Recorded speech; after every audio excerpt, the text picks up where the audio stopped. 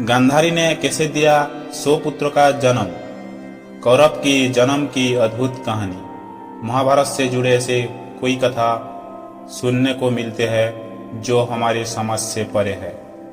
ऐसे ही एक कथा 100 कौरव की जन्म से संबंधित है। आपको तो ये आश्चर्य हुआ होगा कि किस तरह से गांधारी ने 100 पुत्रों का जन्म दिया होगा।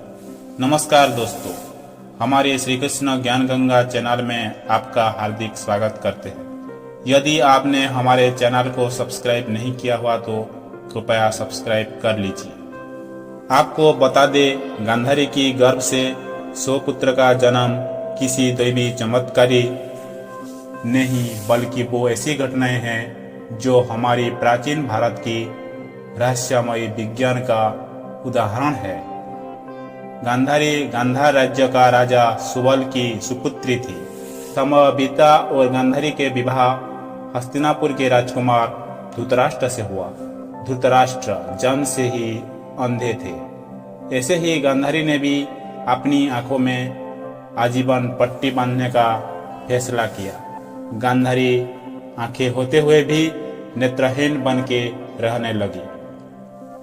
शादी के कुछ साल बाद गांधारी ने 100 पुत्र और एक पुत्री को जन्म दिया। कुरु वंश के होने के कारण गांधारी के पुत्रों को कौरव नाम से जाने लगा। 100 पुत्रों के जन्म इतिहास के सबसे विचित्र घटना है।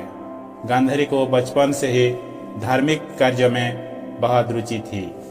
आपको बता दे, गांधारी को भगवान शिव का अनन्य भक्त माना जाता है। कहते हैं कि महर्षि वेदव्यास ने एक बार हस्तिनापुर आए और गांधारी ने उनका खूब सेवा की।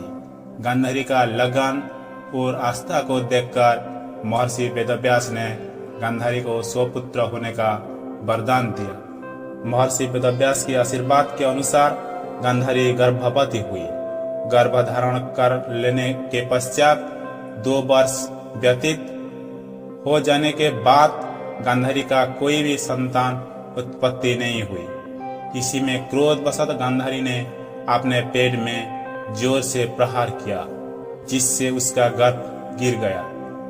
उधर वेदव्यास इस घटना को तत्काल जान लिया। वे उसी समय गांधारी के पास आए और बोले, तूने बहुत बड़ा गलत किया गांधारी। मेरा दिया हुआ वर कभी खाली नहीं जाता। अब तुम शीघ्र ही 100 कोण तैयार करवाओ, उनमें घी भरवाओ। वेदव्यास ने तभी गांधारी ने एक पुत्री की इच्छा जताई। वेदव्यास ने गांधारी के गर्भ से निकले मांसपिंड पर अभिमंत्रित जल छिड़का, जिससे उस पिंड 101 टुकड़े हो गए।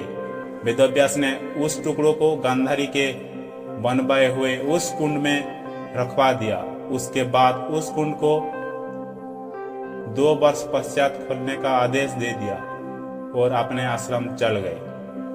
2 वर्ष पूर्ण हुए और गांधारी ने सारे कुंड खोले। सबसे पहले कुंड से दुर्योधन का जन्म हुआ। बाकी कुंडों से 99 पुत्रों और एक पुत्री का जन्म हुआ। आपको हमारी द्वारा दी गई जानकारी कैसे लगी, हमें कमेंट करके जरूर बताइए। वीडियो को अंत तक देखने के लिए आपको बहुत बहुत धन्यवाद।